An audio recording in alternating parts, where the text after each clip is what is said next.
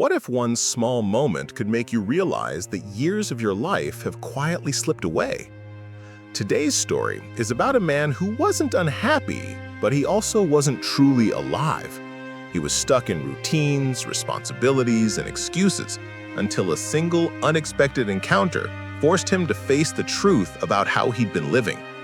If you've ever felt burned out, stuck, or like life is passing you by, this story is going to speak directly to you. So get comfortable, because what you're about to hear might just be the wake-up call you didn't know you needed. In a quiet suburb of Denver lived a man named Evan Turner. 44 years old, steady job, steady bills, steady routines, and a steady, silent ache he never spoke about. He wasn't unhappy, but he wasn't alive either. Every morning, he woke up at 6:10 a.m. Not 6, not 6:15, exactly 6:10. His life had become a repeating loop, and even the alarm felt like a reminder of all the days he wasn't really living.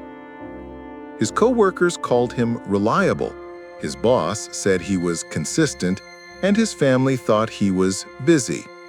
But deep inside, Evan knew he was existing, not living. One Tuesday in October, on his way home from work, stuck in slow-moving traffic, his phone buzzed. It was his son, Noah. "Dad, you're coming to my game tonight, right?" Evan froze. He had forgotten again. He typed, "I'll try to make it, busy day," but he didn't send it. The words felt cold and lifeless, the same excuses he'd used too many times. At that moment, he noticed an elderly man walking along the sidewalk. Suddenly, the man clutched his chest. Evan pulled over and rushed to help. The man, breathing heavily, managed a small laugh and said, "I'm 86, and I still feel like I haven't had enough time." Evan was stunned. The man continued, "A long life isn't the same as a full one. You think you have time, until you don't." Those words hit Evan hard, deeper than he expected. By the time Evan reached the stadium, the game had already begun. Under the bright lights, he scanned the field and found Noah. Midway through the game, Noah made a perfect shot. The crowd cheered, and Noah instantly looked for his father in the stands. Evan stood and waved. Their eyes met, and Noah's entire face lit up. In that quiet, powerful moment, Evan understood something. His life wasn't half over. It was half lived. That night, he sat in his car long after the stadium emptied. He thought about all the laters he'd been collecting for years. "I'll travel later.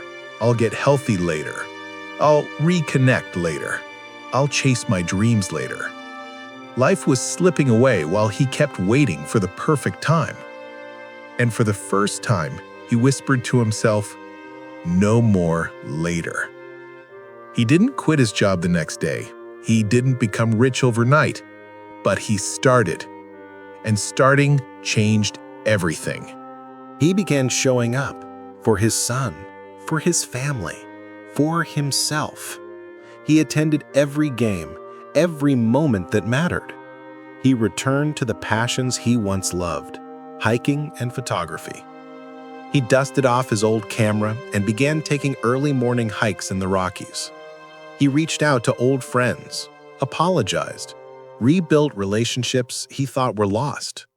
He learned to say no to unnecessary obligations, and yes to the things that added meaning to his life. Months later, one cold winter sunrise, Evan stood on a cliff in Rocky Mountain National Park, watching golden light spill across the snow-covered trees. He lifted his camera and captured the moment. For the first time in his adult life, he felt whole.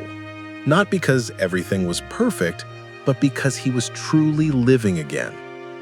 He realized that life doesn't begin at 20, peak at 40, or end at 60. Life begins the moment you stop waiting and start living. If you're hearing this story, Maybe you've also been stuck in autopilot, waiting for the right time, waiting for a sign, waiting for everything to make sense. This is your wake-up call. You don't need more time. You need more courage. Your life isn't half over.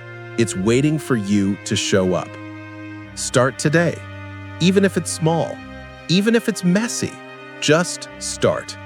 Because someday, whether you're 40, 60, or 86, you'll look back and realize the only wasted years were the ones you never truly lived.